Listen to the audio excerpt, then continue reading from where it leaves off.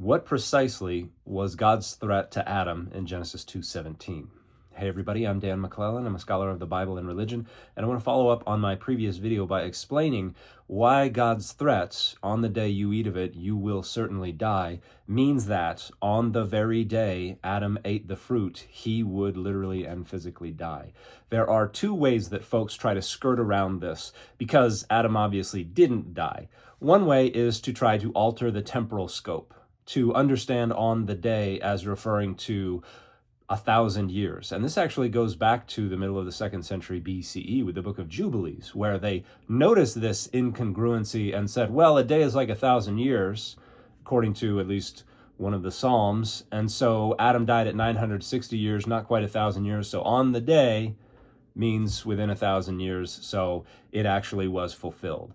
And the biggest problem with this is that the temporal scope of on the day is established by the rhetorical context. And it has to do, one, with whatever event is supposed to happen on the day, and two, the type of outcome. So there are warnings that God will do something, you will have this tribulation on the day of God's wrath or something like that.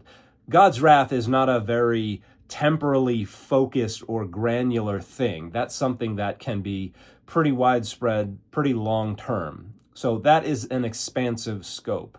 And also it usually has to do with iniquity or disobedience or things like that. Also, not very specific events. But then you have things like on the day that Abraham's son was weaned, they held a feast.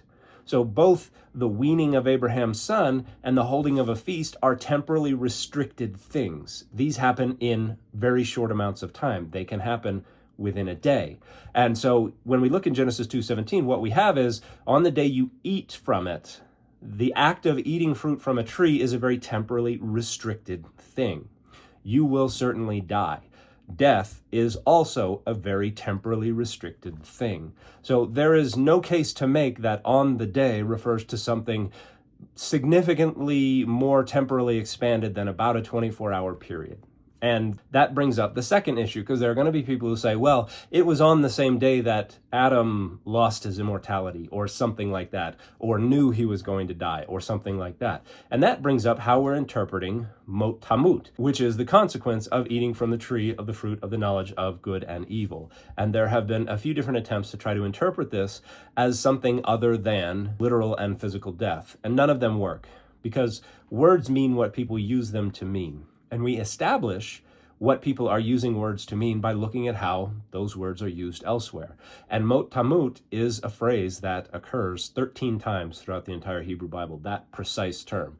But this is a paronomastic infinitive, which involves a doubling of the verbal root mot, once in an infinitive form and once in conjugated form. And there are about 43 other occurrences of a passive form of that, where it's mot yumat, and that would be, you will certainly be put to death. And that tends to be used in death sentences. So we got 56 occurrences of the paronomastic infinitive with the verbal root mot, and in each and every one of those occurrences, it refers to literal physical death.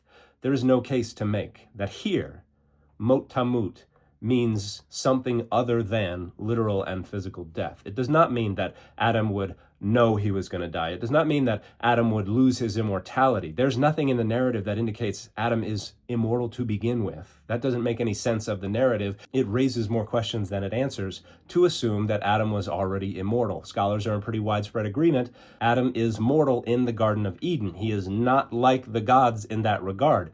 They become like the gods to know the difference between good and evil, but then the other prototypical feature of divinity, immortality, they are unable to grasp. And this is the classic ancient lament, that humans are not like the gods because we don't have full access to strategic information the way that they do, because we die, we are mortal, we do not live forever like they do. Absolutely nothing supports the notion that Adam was immortal and lost his immortality on that day.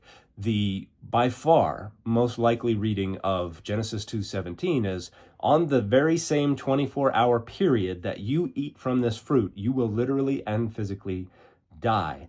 And that just doesn't happen. And another confirmation that this immediacy is that when the snake says to Eve, on the day you eat of it, your eyes will be open and you will be like the gods, It says it immediately happened as soon as she ate. In other words, on the day means soon as you eat of it. So in Genesis 2:17, God threatens Adam's life, saying, if you eat from this fruit, you will die the very same day.